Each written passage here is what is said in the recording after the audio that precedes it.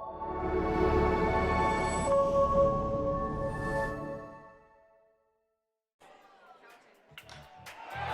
a hard-driven ball. Go ball, go ball! See ya! There you have it! A walk-off home run by Jordan Bach gives the Giants the win.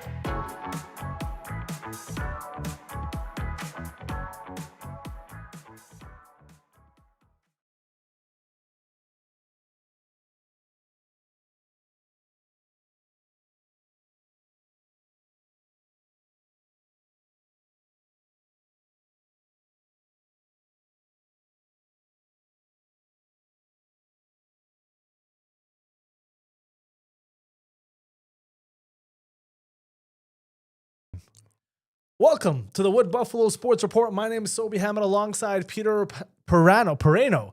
Man, it's been a long day. And we have a special episode for you highlighting the grassroots of basketball here in Fort McMurray. And man, this guy has taken grassroots to a whole nother level. Welcome, Grace Lokole. Thank you. Grace has been in Fort McMurray since 2017. He is the founder of Northern Trail Blazers, a basketball club here. And the stuff you've done has been unreal with this grassroots. Thank you.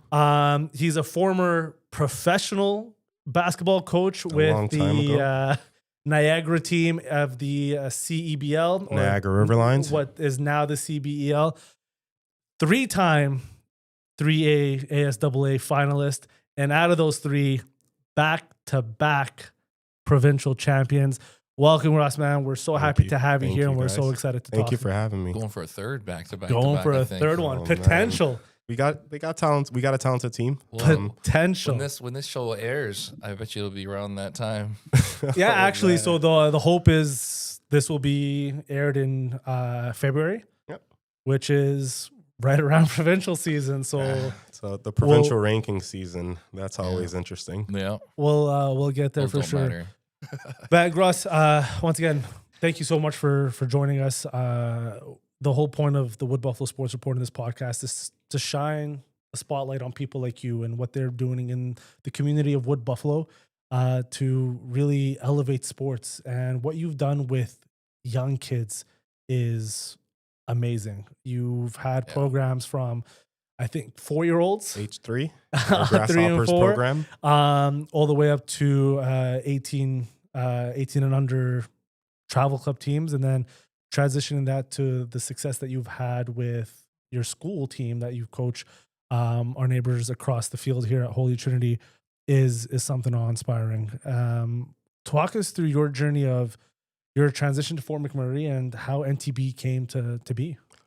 So I moved to Fort McMurray in 2017. I was actually coaching pro at the time. Before that, for the Niagara River Lions. The River Lions play in the CEBL. It's a great league. If you ever catch a game, if you're in Edmonton, catch a Stingers game.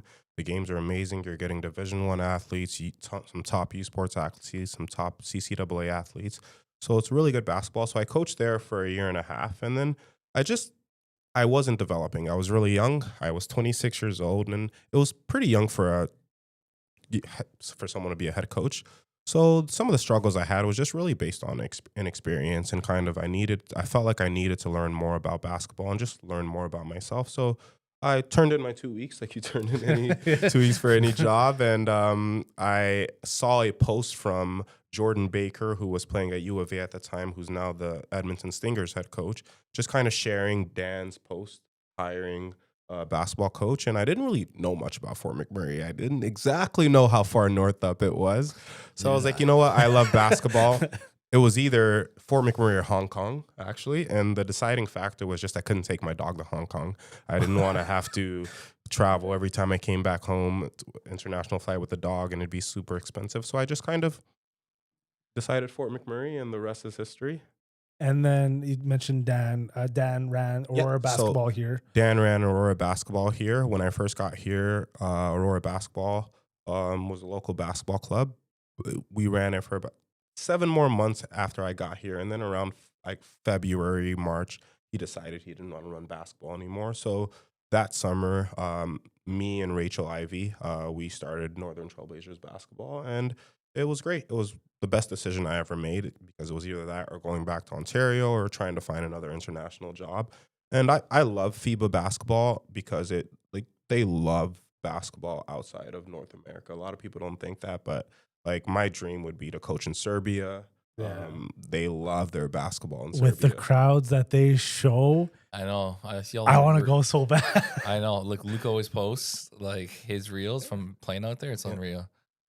Yeah, they love their basketball. It's just like they love sports anywhere else, but it's like my city versus your city, and like there's history that we don't always understand between those cities, and it's great basketball. But Yeah. So then you created Trailblazers, and was it right away like a development program? Did you go right away competitive? I don't remember. we weren't right away competitive. We had traveled a bit with Aurora basketball, so we wanted to hit the ground running, and we wanted to show people that we are a new club, but we're going to be able to provide you some of the same things you got from Aurora basketball. So our first spring we were traveling, and it's been good. What sort of things do you do to like, because like your program's huge now, right? Like we were just talking before we started recording, like you start from a young age, you run pretty much year round, and your program's full pretty much year round. What have you done to like help grow this into like the huge program that is, which has had a huge impact on like the community basketball and like school basketball, but just in your own club, what have you kind of done to like get it to the size it is today? I think being able to offer programs for as many different demographic groups as you can. We start with children age 3 in our Grasshopper program, and we have kids all the way up to high school, grade 12. But just offering a variety of different programming. We do skill development. We do our early development program. We do summer camps. Sometimes we do PLF days.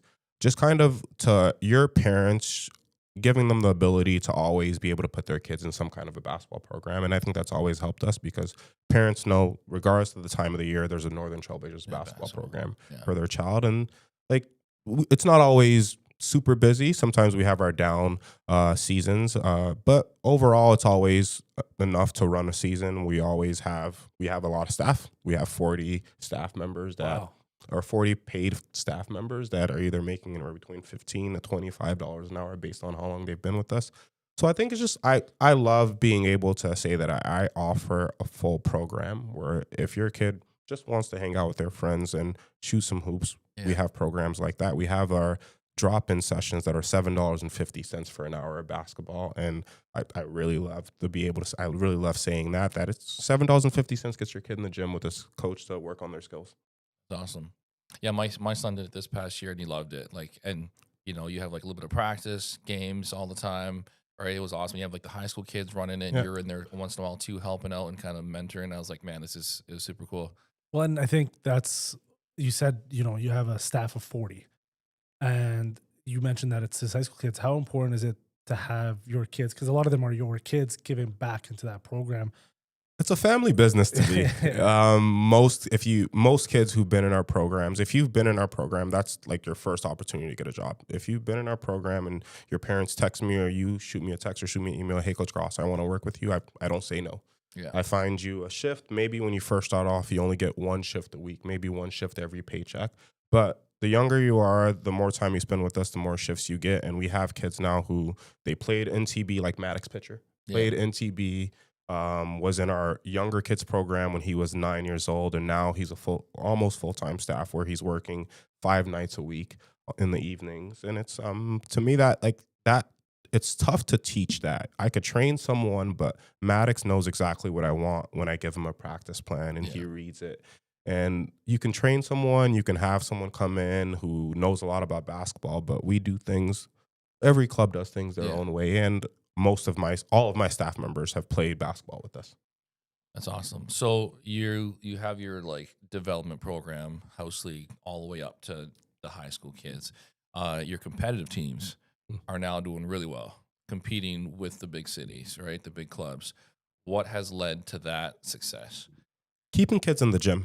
I think a huge advantage we have is I can get kids at age 9. And I'm confident those kids, unless their parents move, are going to be with me until they graduate. So our age 9, our under 11 kids are executing the same things our high school boys are executing. We start them off with dribble handoffs. We start them off with forcing left on defense, and we build up from there. By the time they get to high school, it's just like a kid who's going to university. We have to give you prerequisites. Yeah. And if you're going to play university basketball or college basketball, your coach is expecting that you know something going in there. And I try as much as possible to give them as much as I can in terms of preparing them.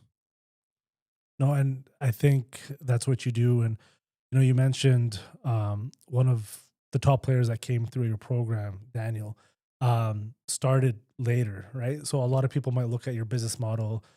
Oh, he's, starting at the Grasshoppers at age 3 to get these kids ready for the elite potentially later on.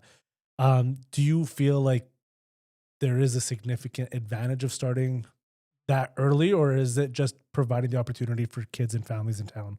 I mean, like, you're never too young to start playing basketball. I think we've had, for example, David's brother started even later, and he's playing university basketball at Acadia right now, and he started at age 12, whereas Daniel started at age 10, 11. And at age 3, what we work on with our Grasshopper program is just fundamental movements, getting them to run, getting them to backpedal, getting them to side shuffle, all of those things. Like, they don't ever dribble. They just travel and dunk the ball. I love it. I love watching it. When you guys post a bunch of stuff, because you guys are great on socials, it's the most adorable thing ever. It's actually some of the cutest stuff that you could see. And it's allowing these kids, as you said, to be active, to learn fundamentals of body movement and awareness. But then it's also starting to grow the love of the game, right? I think in Fort McMurray, you have a very similar effect, and especially your provincial champions, and we'll get to that, effect to the community, similar to what Vince Carter had to the country, and the sense of basketball has grown so much here because of what you've done with NTB, and it's allowing kids that are like, oh, I do enjoy this game, to have an outlet. But it all starts with providing them the opportunity to try it, where we've never had that growing up here before. But Peter mentioned kind of the success of your traveling teams and elite program.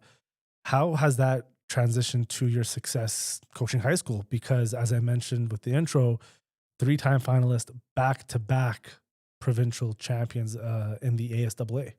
It's very important. When we travel and we play against some of the best basketball players in Alberta. And because they're able to have success playing against some of the best basketball players in Alberta, so these same players play for other high schools. So you see a kid that you play that may be a really good basketball player, but you had success against them, you're not intimidated. And that's why traveling is so important. It gives you all of that experience. You get reps against different teams, different styles.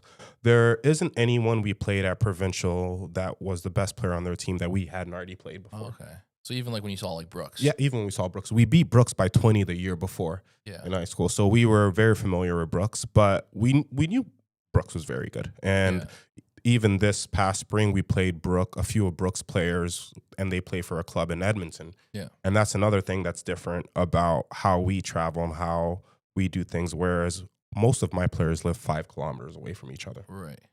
You play some of these clubs from Edmonton and Calgary, they have kids from all over Alberta because they're trying to travel like the Brooks players. They were playing on Good Hoops in Edmonton, and they're from Brooks, and they drive. Someone drives them, and I mean, it's a lot of travel. I thought we traveled a lot, but yeah, it gives us a huge advantage because we're always together. We're able to develop, whereas other clubs, like, they have one kid who's played on their team. This is their first season. Right. Maybe a kid who's there just for one weekend. We see that sometimes, but it's definitely helped us grow the Holy Trinity program because kids get to play basketball almost year round now. Yeah. And the kids they're playing against, they've played before. And even if they don't have success against them, they have kind of a baseline of what those kids can do. So I think it ties in together, and it's what's been very important to our success. And I think you could see it as well. It's not just the success of your team. It's the success of high school basketball in junior high. I noticed in junior high especially,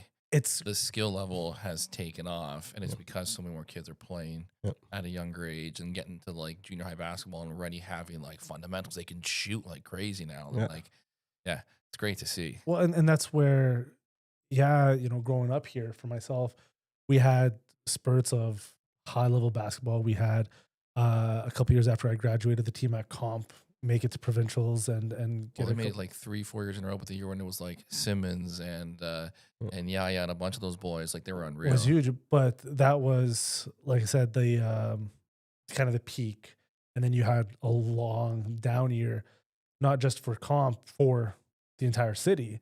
And I think what we're seeing now with your club and your programming is there has been consistency of skills. Do you feel, because you've been coaching high school, I want to say for about 7 years now, roughly, I think. Have you seen the skill set amongst the players in general?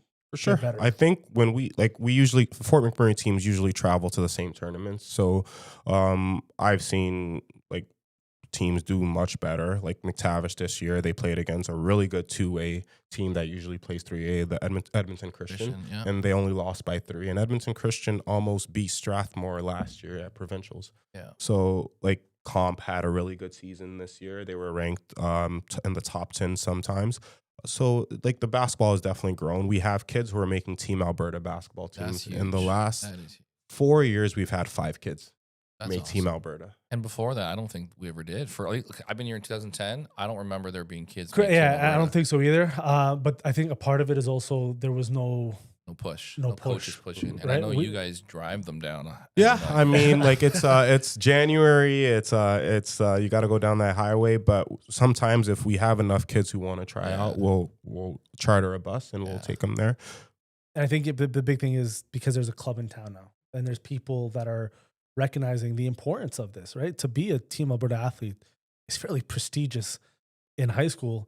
Growing up, there was no recognition of that, even though these games have been going on forever. Yeah, so continuing on that too. So obviously like the boys program is pretty big. But tell me about your women's program, which has also been pumping out now some amazing young female athletes. Yeah, our girls program this year in the spring was one of our better seasons. There's some really talented girls. You know Janelle, you know Chimaka. So the goal is to get our girls program to level our boys program is, but it's a lot tougher for girls. Yeah. As you know, you're trying to keep them in sport after 15. And if you can do that, you're going to get a good athlete. But the goal is to keep growing our girls program. I think the McTavish girls have been playing amazing. I'm not sure exactly what their tournament record was, but most tournaments they went to, they're in the final game. Yeah. And like the basketball is growing, but it's just keeping kids in the gym, providing an environment where they can keep growing their engagement for the sport. I like that. Yeah. We talk about your success with your club and your teams, but I want to know a little bit more about your journey with basketball yourself, because you're obviously very passionate about this and you've gotten success here, but I'm going to assume that there has been some bumps along the way in your personal journey. Oh yeah, there's definitely been some bumps along the way in my personal journey. I went to a really good high school, and I played against the Corey Josephs of the world, the Tristan Thompson of the world, and my high school, I would lose at offset every year, which is the provincial tournament in Ontario, and I got to play university basketball at the University of Guelph. My career is very short, only lasted 1 season, and you can go up and look at my stats, and they're not, I think it's like 1.7 points per game, not even 1 point I average. So it's like, yeah, but that's what showed me that I wanted to coach, because my playing career, I felt like I left a lot on the table right away. I started coaching. So by my second year in university, when I stopped playing, I had gotten a job working for Top Prospects Canada. And with that job, I got to every other weekend during busy basketball seasons, travel to New Jersey, travel to Alberta, travel all over Canada, just scouting talent. And I got to talk to, I guess this isn't really like a down, but it just like not being able to play university basketball is what allowed me to start my coaching career. Yeah. And from there, I got a job as an assistant coach at Niagara College, and they were in a very good college school, but it was my first coaching opportunity. And then from there, I got an opportunity to coach the River Lions, and my first 10 games with the River Lions, we went 7-3, and that was like first time ever as a head coach. That's amazing. Coaching pro, and then like went downhill from there pretty fast. But with the River Lions, I learned that like coaching isn't about X's and O's. It's just as much about how you manage personalities and manage people as it is X's and O's. You could be the best X's and O's guys ever. If you can't motivate your worst player, your best player to perform better than their norm, it's going to be tough for you as a coach. So most of the losses I've taken in life have really helped me learn, and like that's a big thing with like how I coach. It's always like, hey, like just the next play. Just focus on the next play. And like we've had some comebacks. The last 2 provincial championships, we're down double digits going into both of those fourth quarters. They're pretty exciting. They were like, as fans of the game, it was nuts to be a part of. It's a crazy game. I challenge people to go back and look at, with 6 minutes left, down 18 points, how many teams come back from that? Oh, nobody. Well, I mean, making U Sport just tells you what sort of an athlete you were, right? Because it doesn't matter whether you got 0 minutes or 1,000 minutes of U Sport play. Like that's huge. So that's awesome. Did you have like a coach growing up that really motivated you? Like what? So my high school coach, Mike Rail, growing up was old Italian guy, hard nose. Like he cared more about, I'll always remember this. We won a game by 30 and it was the other school's buyout, and we're leaving and we left water bottles all over the bench. Tears us apart in the locker room. Doesn't even talk about the fact that we beat like the host school by 30. And like if you ask any player I've ever coached in Fort McMurray about water bottles on the bench, I don't mess with that. I make sure we clean up our water bottles. If the other team leaves their water bottles, sometimes I make sure we go get their water bottles. And those are like, this watch that I have on, he gave it to me when I graduated high school. He gives every graduate a watch that has Notre Dame High School. This is what high school I went to. It has my name, has when I graduated, and he does that for everyone that graduates his program. Man, that is every big game I wear this watch. And it's something that's like, so it's just like, like you're like programs, like it's all about environment. Yeah. I've been blessed to be part of environments that really turned me into who I am, and you have to pass it forward, and that's all I'm trying to do now. I think that speaks volumes to one, the individual that you are, but also us as teachers in this profession. We interact with a lot of your kids, and a lot of your kids are great humans. And I hope so. And I think what it comes down to, and we talked about it, these sports are kind of that gateway to adulthood. And how do you feel the transition of high level basketball or any sport in general prepares your kids for that next step, especially going into potentially post-secondary to play? The person you are when you lose by 20 or the person you are when you win by 20, right, is super important. Good point. That's a great point. That's a great point. Sometimes it's hard. It's tough. Yeah, it's a simple comment, but it carries so much weight. It does, and I know no one's perfect. No one's expecting you to be perfect. I'm definitely like I've had some issues. I mean, some refs will say I get a little bit too crazy sometimes, but it's really important, just your character. Like that's what sports is about. That's what Mike Rail, my coach, taught me. He ended up actually being, after he finished, he retired. He got a job coaching university basketball, and he ended up he's the 2019 U Sports Coach of the Year.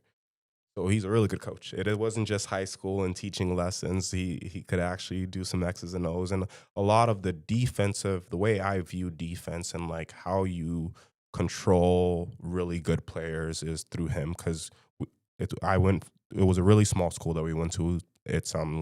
And we were able to have success against the schools in Toronto. We were able to have success. Like our school beat Tristan Thompson at provincials. That's awesome. And it's like, that's something cool. And it's like, because like I played for a good coach that understood that it's not just one person who's going to beat you. And like our motto was we, not me at my high school. And like, he was really big on we, our shirts always said we on the back. And, I'm very happy with the environment that got me to where I am, and I wouldn't be who I am without like everyone that helped me through sport and my family and all that stuff. That's super cool. I know we're trying to talk about, your influence on our community, but going to your defense, I'm always impressed. Your boys, all 5 on the court, plus whoever you put in, is like on that ball. There's not a second to breathe. what do you do to get your boys, your teams, all your teams, even your club teams, to like play like that? That just like in your face, like hungry dog. Like, what's your philosophy like when you're coaching it, when you're teaching it, and then when you get it in game? Because it's crazy to watch how your guys are smothering teams. People are naturally, like, I wouldn't say selfish, but like we want more for ourselves. And I always try to tell them, if you want to score 100 points, it's not offense that's going to get you 100 points. It's never been our offense that's allowed us to score the points we score. It's your crazy defense. We force 40 to 50 turnovers a game sometimes, and that leads to points. So once they bought into that, they score because they play defense. And if we're playing defense the way we need to play defense, not only is Daniel going to get his, but so is all of you guys. Yeah. Everyone else is going to get theirs. And I think that's what has really helped us like turn the corner on defense. It's just that, like, they know, hey, if I want the ball, defense is the best way to get it. And I'm very tough on, you don't stay on the court for defensive mistakes. I don't care if you miss a shot. I don't care if you miss a layup. I don't care if you airball a three, but you blow a defensive assignment. That's when you're probably getting subbed off. And Coach Gross is going to have to deal with you. That's pretty sweet. And if there is a drill that we do, it's called 4-corner trap drill. And it's a drill where there's no offense involved. There's just 5 guys on offense, 5 guys on defense, and they're moving the ball around while being pressured continuously. And we put a 24-second shot clock up. And for that 24 seconds, if the defense gets a steal, it's 1 point for them. If the offense doesn't turn the ball over, it's 3 points for them. And first team to 11 wins. And we do that drill every day in practice. And any kid who's played in TB knows the drill that I'm talking about. And it really, like, that drill really helps us play defense the way we play defense. And then just kind of practicing it, making sure we work on all of our presses. We don't just have one press, we have multiple presses. And that's another thing. Making the offensive think. Making the offense think, because we have multiple defenses, you may figure out what this full court press does. We'll throw another one.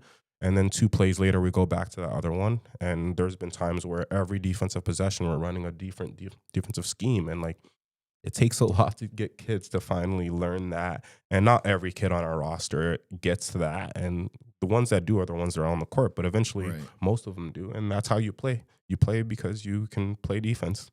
Yeah. So quickly continuing with the game has changed a lot since you played and I played. Right, so when I played, there was rarely 3-pointers. It was all just drive, mid-range, playing down low post play. What's your thoughts on, like, every kid can shoot the 3 now? I think if you want them to be the best that they can be, you have to allow them to play the offensive game they want to play within rules. And every coach has their own things that they look at. Like, for me, it's we don't shoot mid-range jumpers. Yeah. If you look at a shot chart of NTB kids, it's either you're taking a layup or you're taking a 3. Yeah. We're not doing any mid-range jumpers. And that's kind of the in-between. That's kind of the compromise that we made. It's like, okay, you guys want to shoot 3s, fine, but you're not taking mid-range jumpers.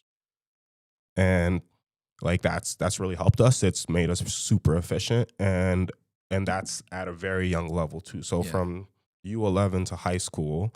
And we've changed it a little bit. When basketball gets really, really tough, you need guys that can score in between. Right. So it's definitely situational, and it's definitely based on who you are as a player. Like Daniel Chijoki's probably taking a mid-range jumper. I'm not sure how many other players are taking mid-range jumpers. Ethan Matutu, maybe Earl. But it's for the most part, we try to eliminate mid-range jumpers, 3s, and layups. But I don't mind it. I like it. Yeah. I don't mind it. Growing up, my coaches, like, Mike Rail didn't let us shoot 3s. Like, we would. Yeah, I had a coach that didn't let me shoot 3s either. The game's different, though, right? Like, it's the Steph Curry effect of. But it's also just the math, the stats of it. Well, and that's the math comes out down to a 3's worth more than a 2, and if you're shooting one at 30% and one at 40%, at one point, like, it's gonna add up faster. Even just 3, if you believe in your player's ability to shoot, it's getting to a certain quantity of attempts, like the Boston Celtics effect, where it's just like, we don't care how much we make, we care how much we take. Yeah. And, like, this year, our goal was to take 43s a game. We didn't always get to it, but when we did get to 43s a game, things went well. Like against Leduc in the quarterfinal, we hit 17 threes. We took 43. against Strathmore in the semifinal. We hit 16 threes and we took 41. That's awesome. And that's like, I remember against Leduc when those threes started dropping, the gym went crazy. And then Leduc's energy level just like, and that's another thing about the three. It's like a dunk. yeah. Right, like a dunk deflates you, but so is like a team. Like you hit a three, and then you hit another three, and then like there was a stretch where we hit 4 threes in a row in that second quarter. Yeah. That put the game away. They never, they would get it to 15, 20 maybe, but. So you've done a lot for this community, obviously, and you've probably created a pretty well-established club. Does that open the door for you for other ambitions? It's just tough. Like I love first and foremost basketball. Like I have 10 screens in my office that basketball game's going, but I also am a very like loyal person. And Fort McMurray's given Wood Buffalo region's given me something that like I never thought I'd have. I never thought I'd have my own basketball club. I always thought I'd be working for other people. And I never thought I'd have a basketball club that's as successful as we got. And then you look at the impact. Like I've watched kids start from they don't even know how to play basketball to now they're getting full scholarships for the University of Calgary or things like that. Or like no one thought we'd ever be able to, a Fort McMurray team would ever be able to win provincials. And now like we're the best 3A team in Alberta. So it's tough to replicate that everywhere. And being where I'm from, I was born in Democratic Republic of Congo. I've been a very simple person, and like I'm thankful for everything I have here. So it's tough. You never want to say never, but do I see myself like leaving Fort McMurray for good? I don't think so. Yeah. But I like there could be times where like even right now we have a Northern Trailblazers in Ontario. Yeah. And I'm back and forth sometimes, but like college coaching or university coaching, I think it's tough in Canada now. There's so few jobs and there's so many coaches. And for basketball right now, like it's tough for someone from the outside to come in and get a job. Most people getting jobs where they were assistant coach somewhere else. Yeah. And they get the job. They're waiting for their return. And then it's like, maybe. I started off coaching at a very high level, and that's what that's why I'm not very hungry to go coach at a high level again. Like my first job was more than I could handle, and now I have everything I could ever want, so it's tough. That's awesome. That is awesome. Yeah, I appreciate everything like you do for these. I like my kid played this year for the first time, my younger one, and it was funny because he started off with 0 basketball. So he's doing your practices, and then he finally scored his first bucket. And I've never seen a kid so happy in my life and just running down the court. That's the moment. It's like those are those small and you can't replace that moments. Like he may not remember it. Like I remember the first time like someone gets a dunk or they hits a 3 or like the first time they really do something that's special. You see a click, and it's like when you work with children, you see it all the time, not just in sport. So those are the moments that you're like, oh, this is why that's what I do. Yeah, that's the tough part when you're working with community and like young kids and the youth, because like it's hard to give that up, right? You see the impact you're making. It's like, how do you give that up to go working and coach older kid, like adults essentially? And it was like coaching the River Lions. It was tough. So you're a guy who played. I had one guy who was a 4-year starter at Virginia. I had one guy who went to Duquesne. I had one guy who was the SEC Defensive Player of the Year 2 times, Sam Muldrow. So you have those guys, and you're looking at me at age 26, and like I didn't even play in Canada. I played 1 year in Canada. So, what helped me was like I hit the ground running and I had success right away. Yeah. And I've always been from an X's and O's standpoint, I've always had confidence in myself, but it's managing people. Yeah. And that's something that no one does perfectly. Yeah. And I'm not super excited to go back to having to deal with It's definitely tough. But Coach, absolute pleasure. Man, thank you guys so Thanks much for having me. Thank you so much for this. Thank you so much for everything you do in the community of Wood Buffalo, man. You're a very humble guy, and I know we kind of talked about you're a reserved guy as well. You are the private. Belt will do that to you. The belt will do that to you. Take my mom. The belt will do.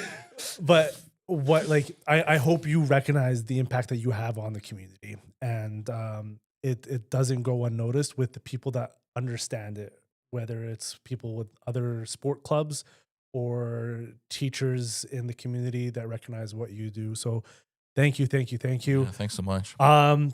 That's it for this episode of the Wood Buffalo Sports Report. Keep joining us as we shine the light on Wood Buffalo sports community. For Peter Perano and Coach Gross, my name is Sobhi Hammett saying, see ya. Thank